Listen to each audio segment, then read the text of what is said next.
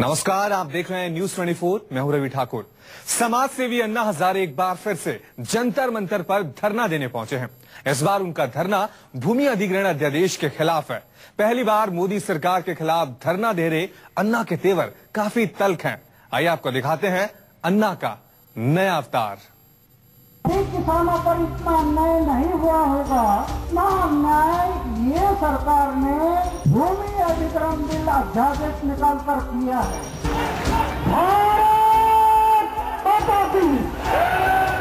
करीब 2 साल बाद एक बार फिर अन्ना हजारे ने केंद्र सरकार के खिलाफ मोर्चा खोल दिया है। आप जबरदस्ती करके किसानों की जमीन छीन रहे और किसानों पर अन्याय करके पूंजीपतियों की सुविधा करने के लिए ये अध्यादेश।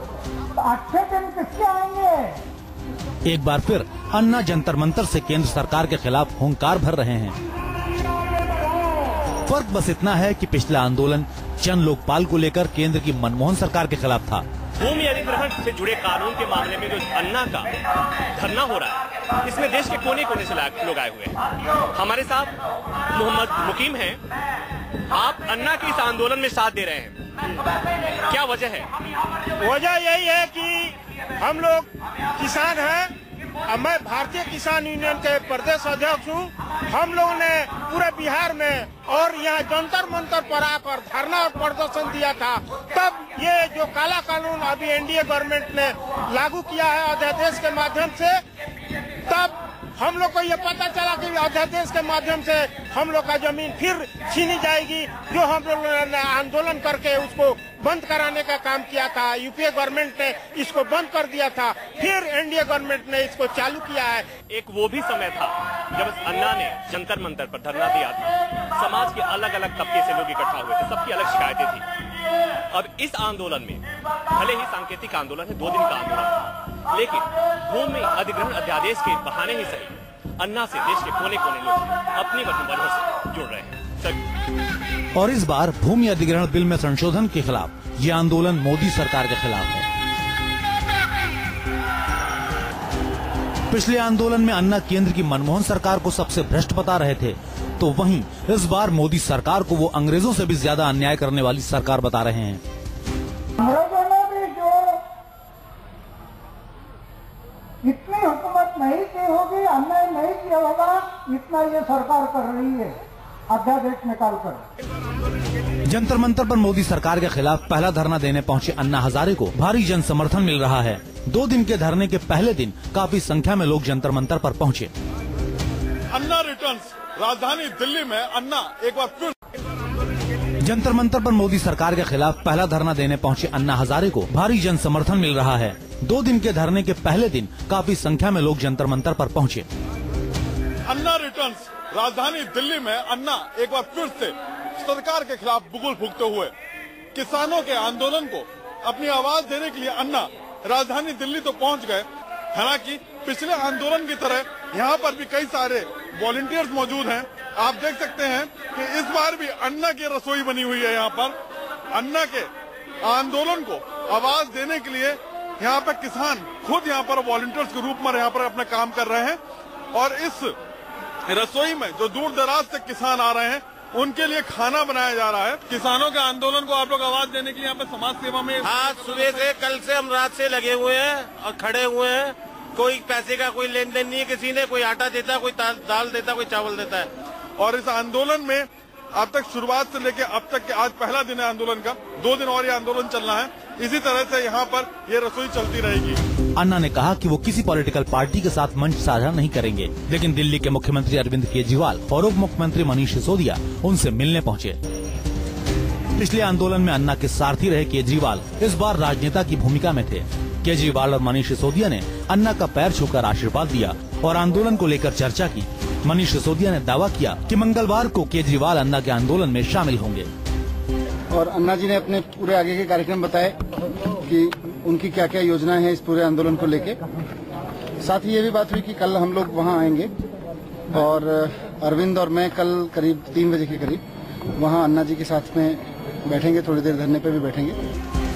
भूमि अधिग्रहण अध्यादेश के खिलाफ अन्ना हजारे का यह आंदोलन भले ही 2 दिन के लिए है, लेकिन उन्होंने साफ कर दिया कि अगर मोदी सरकार ने यह अध्यादेश वापस नहीं लिया तो किसानों के साथ वो जेल भरो आंदोलन शुरू करेंगे। सरकार कह रही है कि हम यह अध्यादेश में संशोधन करेंगे।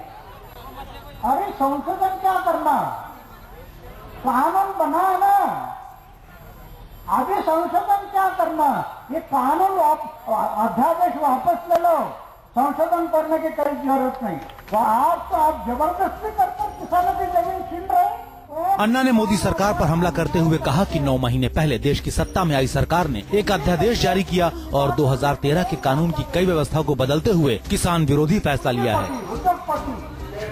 भूमि अधिग्रहण बिल पर अन्ना हजारे ने मोदी सरकार के खिलाफ बिगुल तो फूंक दिया, लेकिन कोऑर्डिनेशन की कमी इस आंदोलन में साफ दिखाई पड़ी। दावा किया जा रहा था कि देश भर से हजारों किसान जंतर मंतर पर जुटेंगे, लेकिन ऐसा नजारा यहाँ देखने को नहीं मिला। देखना दिलचस्प होगा कि आने वाले दिनों में क्या अन्ना हजारे के समर्थन में किसान यहाँ पर पहुँचेंगे। क्या अन्ना का यह आंदोलन मोदी सरकार की चूल्हे हिला पाएगा? अन्ना ने मोदी सरकार पर हमला करते हुए कहा कि लोकसभा चुनाव में मोदी ने कहा था कि अच्छे दिन आएंगे, मगर आम आदमी के अच्छे दिन तो नहीं आए, बल्कि उद्योगपतियों के अच्छे दिन आ गए। ये अध्यादेश को अगर देखा जाए तो किसानों पर अन्याय करके पूंजीपतियों की सुविधा करने के लिए ये अध्यादेश है। अन्ना ने मोदी सरकार को चुनौती दी कि वो किसान विरोधी अध्यादेश वापस लें, नहीं तो इसके खिलाफ पूरे देश में आंदोलन होगा। हालांकि अन्ना ने एक बात साफ कर दी कि पिछली बार की तरह इस बार वो अनशन नहीं करेंगे, क्योंकि किसानों के लिए अभी उन्हें जिंदा रहना है। प्रभाकर मिश्रा, दिल्ली, न्यूज़ 24।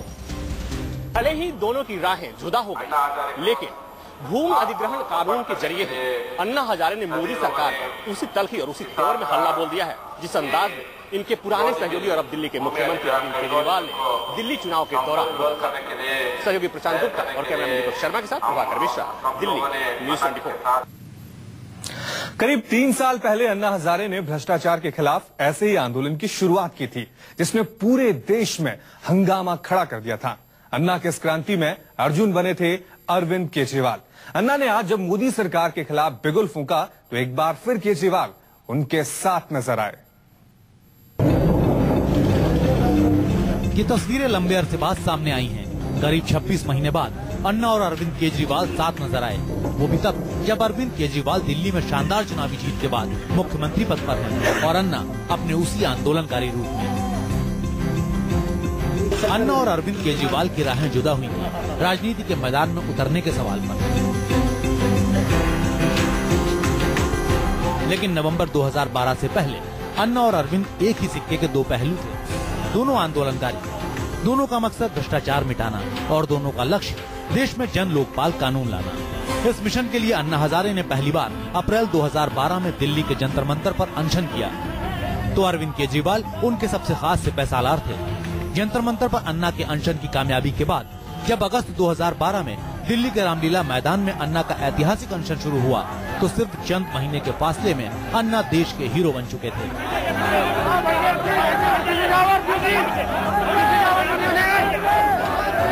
वो अन्ना थे जिनकी एक हुंकार पर सरकार ने जन लोकपाल बिल लाने पर रजामंदी दी। तत्कालीन मनमोहन सरकार ने पहले टीम अन्ना के साथ जन लोकपाल बिल पर ड्राफ्ट कमेटी बनाई, जिसमें केंद्र के 5 मंत्री शामिल थे।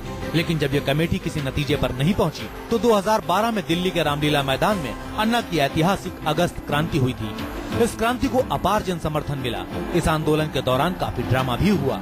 अन्ना की गिरफ्तारी से माहौल सरकार के खिलाफ बना और आंदोलन को समर्थन देने के लिए पूरा देश सामने आ गया।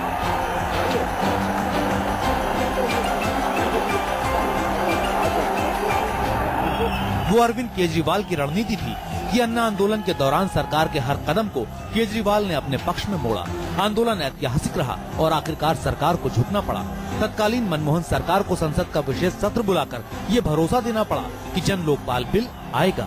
सरकार के भरोसे पर अन्ना का अनशन खत्म हुआ और आखिरकार लोकपाल कानून अमल में आया। अन्ना हजारे, अन्ना हजारे, अन्ना हजारे, अन्ना हजारे। लेकिन इसके बाद अन्ना और अरविंद केजरीवाल की राहें जल्द ही जुदा हो गयी। अरविंद केजरीवाल राजनीति के महाभारत में उतर गए तो अन्ना ने खुद को रालेगढ़ सिद्धि में समेट लिया। लेकिन जैसे ही केंद्र की मोदी सरकार ने यूपीए सरकार के भूमि अधिग्रहण कानून को बदलकर नया अध्यादेश पेश किया, अन्ना ने एक बार फिर आंदोलन शुरू कर दिया। फिलहाल अन्ना सिर्फ 2 दिनों के लिए दिल्ली के जंतर मंतर पर विरोध प्रदर्शन कर रहे हैं, लेकिन अन्ना ने चेतावनी दी है कि अगर मोदी सरकार ने भूमि अधिग्रहण अध्यादेश वापस नहीं लिया तो वो फिर अनशन करेंगे। साल की उम्र में मैंने तय किया था कि जब तक जीऊंगा समाज और देश की सेवा करूंगा, और जिस दिन मरूंगा समाज और देश की सेवा करते करते मरूंगा। ये मेरे व्रत भी है। वैसे एक सवाल है कि अगर इस वक्त अन्ना अनशन करेंगे तो क्या अगस्त 2012 की तरह कामयाब होंगे? ये सवाल इसलिए पैदा हुआ क्योंकि इससे पहले उन्हें दिल्ली के रामलीला मैदान में ममता बनर्जी के साथ रैली करनी थी, लेकिन इस रैली में भीड़ नहीं जुटी तो अन्ना ने रामलीला मैदान में जाने से मना कर दिया। लेकिन इस बार हालात बदल भी सकते हैं क्योंकि एनडीए को छोड़कर तमाम विपक्षी पार्टियां जमीन अधिग्रहण कानून के विरोध में हैं। अरविंद केजरीवाल की आम आदमी पार्टी भी अन्ना को समर्थन की बात कर रही है।